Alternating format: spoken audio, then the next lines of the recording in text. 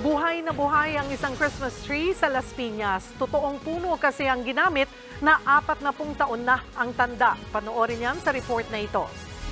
3, 2, 1! Pinailawan na isang heritage tree sa Villar City sa Las Piñas.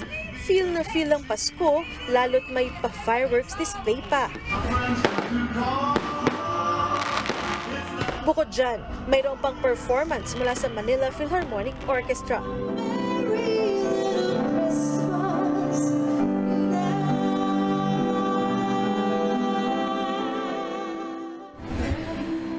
Pero ang tunay na highlight ng gabing ito ay ang punong akasya na 40 taon nang nakatindig. May taas itong hanggang 30 talampakan o sintaas ng 3 palapag na gusali. Ayon sa horticulturist na si Norino Campo, muntikan ng malagay sa alanganin ang punong ito. Pero isinailalim nila ito sa maselang rehabilitation. Nag-corrective pruning kami. So yung mga dead branches, tinanggal namin para magkaroon ng room to grow yung mga bagong branches and leaves. Nag-termite treatment din kami mula sa lupa hanggang doon sa katawan ng puno. Pinangunahan ng pamilya Villar ang pagpapailaw sa heritage tree. Simbolo aniya ito ng katatagan kahit pa anong bagyo o kalamidad ang maranasan.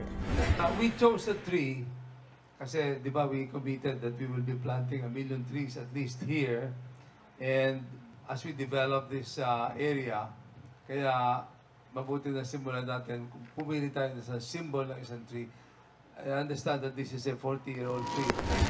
Nagbabalita mula sa Frontline, Marlene Alcaide, News 5. Mga kapatid, Cheryl Cosim po.